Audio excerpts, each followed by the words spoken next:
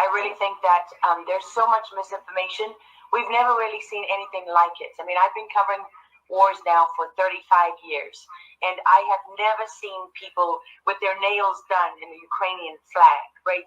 I mean, we're being corralled into this box where we either have to hate Vladimir Putin and believe everything evil that's said about him and love Ukraine, and there's no in between.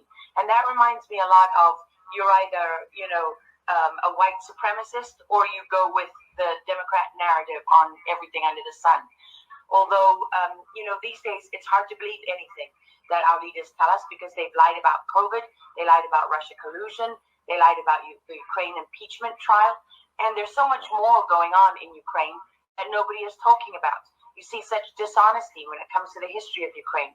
You see dishonesty when it comes to the Azov battalion, which is funded by the US and NATO. I mean, you can find pictures of them online holding up the NATO flag and the swastika, and at the same time, their own emblem contains the black sun of the occult, which was a Nazi SS emblem.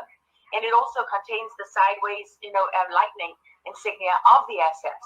I mean, this is on throughout the Ukrainian military. You can see that black sun of the occult on their body armor, even on the female soldiers who are paraded in front of the world as being, such an example of Ukraine's independence and spirit and nobility.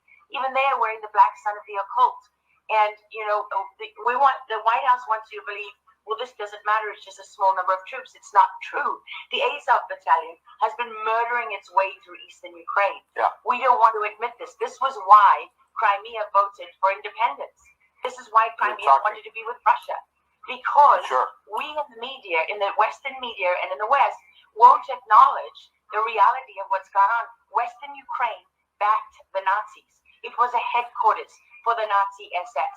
The CIA under Alan Dulles actually gave immunity from prosecution to the Nazis of Ukraine from the Nuremberg trials. So there's a long history of the United States and our intelligence agencies funding and arming Nazis in Ukraine. These are not like new neo-Nazi groups that sprung up. These are the actual Nazis from the Second World War, who, if you go back to the Nuremberg trials, said that they were planning for a 1,000-year run.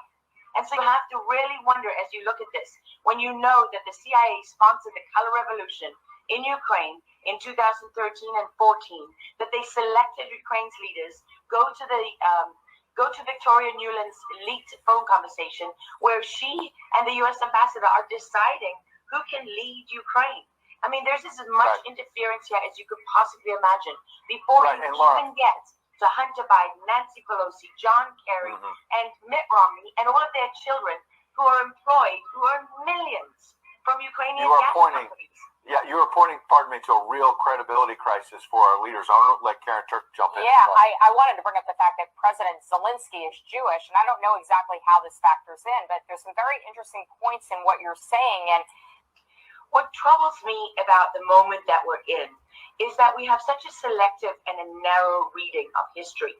President Zelensky may be Jewish, but he's not the only one in this who suffered during the Second World War, whose ancestors suffered, right? I mean, look at Putin. How many relatives did he lose in the siege of St. Petersburg? People don't know their history. They don't know what made Vladimir Putin. And I'm not I'm not defending him. I don't need to defend Vladimir Putin. My job as a journalist is to try to understand what is the truth here. I don't like being lied to.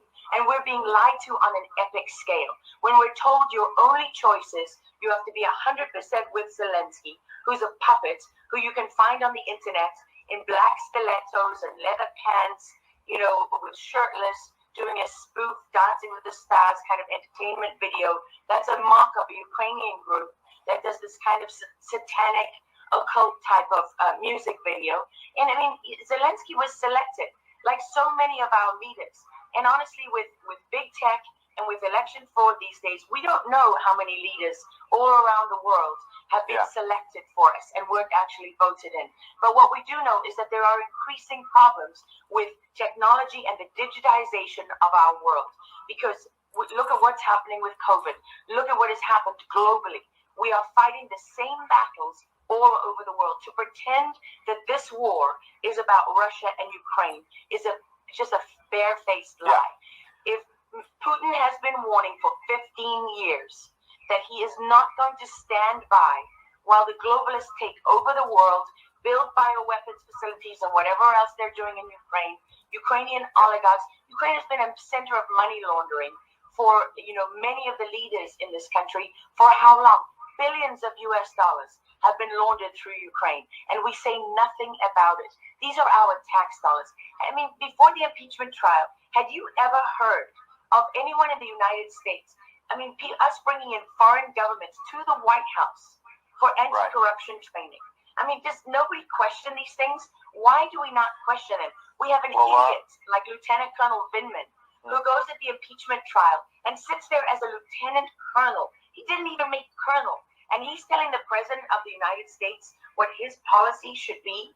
You have a traitor in the form of Maria Yovanovitch, who was Obama's ambassador, who's telling Ukrainian government officials, don't listen to the will of the American people. Don't listen to the election results. We are the true leaders of America. And then people object when the woman isn't even fired. She's given a cushy job for life at Georgetown University at the expense of the U.S. taxpayer. There's so much hypocrisy and dishonesty here, and Ukraine is at the center of it all.